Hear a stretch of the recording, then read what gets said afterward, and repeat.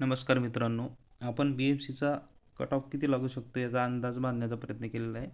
हा cut of me बऱ्याचशा विद्यार्थ्यांचे मार्क विचारल्यानंतर आणि बघितल्यानंतर त्यांना जनरल मार्क्स एक्झाममध्ये किती होते, यावेळेस किती येतं, जागा किती आहेत, हार्ड लेवल कशी आहे, यानुसार हा कट ऑफ देण्याचा प्रयत्न केलेला आहे.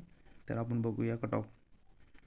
यामध्ये आपल्याला नॉर्मलायझेशनचा नक्कीच फरक पडणार आहे मित्रांनो. हा कट ऑफ नॉर्मलायझेशनच्या अगोदरचा आहे, त्याच्यामुळं यामध्ये नॉर्मलायझेशननुसार 10 ते 15 मार्काची वाढ होऊ शकते मॅक्झिमम, आणि मिनिमम 5 ते 10 मार्क पण वाढू शकतात. तर त्यानुसार असाल, म्हणजे सपोज जर हा कट ऑफ जनरलचा ओपन जनरलचा जर 160 असेल, तर नॉर्मलायझेशन नंतर याच्यामध्ये 10 ते 15 मार्क पण वाढू शकतात, म्हणजे 170 ते 75 होऊ शकतो.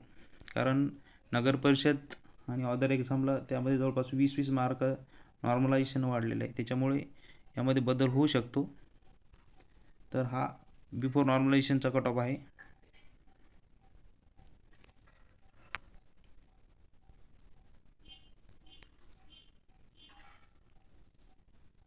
तर बघूया आपण कट ऑफ.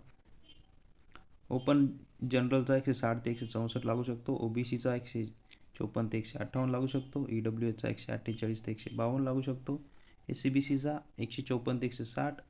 EWHचा कमी लागण्याचं कारण म्हणजे SCBCमध्ये बरेचसे कॅन्डिडेट आलेले आहेत, आपल्याला सर्वांना माहितीच आहे. NTDचा 160 लागू शकतो, जसं NTCचा बी 160 प्लस लागू शकतो. 160 मार्क असतील तर 90% चान्स आहेत. बाकी नॉर्मलायझेशन 10% अफेक्ट करू शकते. नंतर SCBC 148, SC 150 ते 154 आणि STचा 140 ते 144. फिमेल याच्यामध्ये फिमेलचा कट ऑफ हा 8 मार्क कमी पकडून चला तुम्ही, म्हणजे ओपन जनरल 160 आहे तर तुमचा 152 ते 156 जवळपास लागू शकतो, किंवा OBCचा 154 आहे तर तुमचा 146 ते 50च्या दरम्यान लागू शकतो.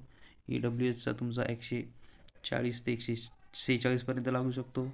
SCBCचा 148 ते 52पर्यंत लागू शकतो. त्याचप्रमाणे SBCचा तुमचा 140 ते 144पर्यंत लागू शकतो. TCचा 160 आहे तर 152 ते 146पर्यंत लागू शकतो. SCचा 142 ते 148 लागू शकतो, आणि STचा तुमचा 136 ते 140 पण लागू शकतो. आणि यामध्ये विशेष म्हणजे अदर कॅटेगरी जे सब कॅटेगरी असतात, तर त्यांचा आणखीन याच्यापेक्षा निश्चितच कमी लागणार. तर हा एक्सपेक्टेड कट ऑफ आहे. नॉर्मलायझेशन नक्कीच याच्यामध्ये फॅक्टर असणार आहे.